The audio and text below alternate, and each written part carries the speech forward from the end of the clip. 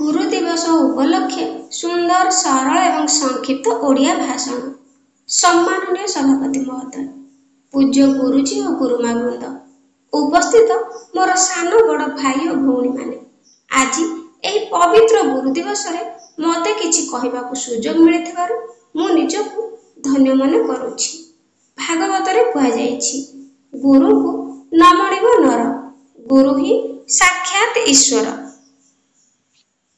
जिए आम जीवन अंधार को दूर करी आलोक देखाई थांती, से ही प्रकृत गुरु। गुरु भगवान को सह तुलनीय। गुरु को आशीर्वाद रे जड़े छात्र अशेष ज्ञान एवं सम्मानर अधिकारी होई पारे। साधारणतः आम पितामाता हेउछंती आमर प्रथम गुरु, किंतु पितामाता परे आम जीवन रे आसीथांती शिक्षक बा गुरु। एही गुरु माने आमर प्रत्येक छोट बड़ भूल की क्षमा करी आमको उचित शिक्षा दे आम भविष्यतर जीवन यात्रा को सरल और आलोकित करती। सेही गुरु मानकु सम्मान जणैबा सहित तांकर सानिध्य लाभ पाई आमे प्रति वर्ष एही गुरु दिवस पालन करि आसुछु। प्रकृत रे 1962 मसिया ठारू भारतर पूर्वतन राष्ट्रपति सर्वपल्ली राधाकृष्ण भारतर जने ख्यातनामा दार्शनिक, आदर्श शिक्षक एवं उत्कृष्ट वक्ता थिले। तांकर जन्म 1888 मसिया सेप्टेम्बर मास 5 तारिख दिन तामिलनाडु एक छोट गाँ तीर्थानी रे होइथिला। तांको बापा वीरस्वामी जातिरे ब्राह्मण थिले। पूजा कर्म आदि करी जीविका अर्जन करुथिले। तांकर आर्थिक अवस्था भल नथिला। बहु बाधा विघ्न सत्वे राधाकृष्ण तांकर प्राथमिक शिक्षा समाप्त करथिले। हाई स्कूल शिक्षा बुरहिज कॉलेज रु कॉलेज शिक्षा एवं माड्रास ख्रिस्टियन कॉलेज रु दर्शन और तर्क शास्त्र रे बीए और एमए शिक्षा लाभ कले। 1909 मसिया रे से माड्रास प्रेसिडेंसी कॉलेज रे असिस्टेंट प्रोफेसर भाबे जोग देथिले।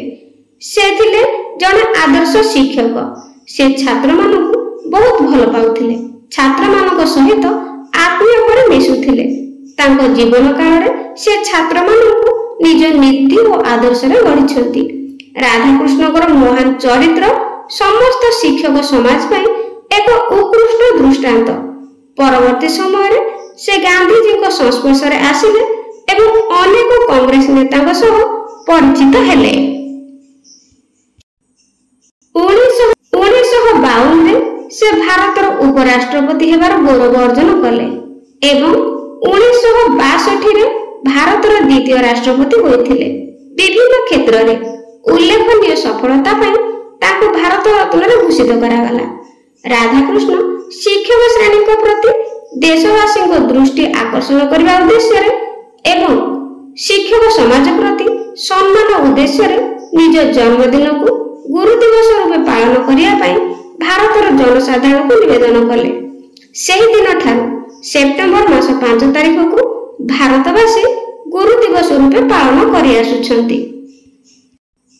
शिक्षक समाज होउछंती समृद्ध देश गठनर निर्माता। से देशर भविष्यत नागरिक मानको गढ़ंती। गुरु को कृपारु शिष्य बड़ हुए एवं देश गठन रे सहायक हुए। से समस्तଙ୍କର नमस्य और पूज्य। आसो आमे एई महान गुरु का आदर्श रे अनुप्राणित हेबा। एणु कहा जायछि, गुरु ब्रह्मा गुरु विष्णु गुरुदेव महेश्वर, गुरु साक्षात परम ब्रह्म, तस्मै श्री गुरवे नमः।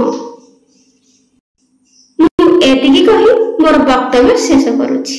पिला माने वीडियोटी पसंद आस्थिले कमेंट रे निश्चित जणाइबे, लाइक कर देबे। आज पे रहउछि, थैंक यू।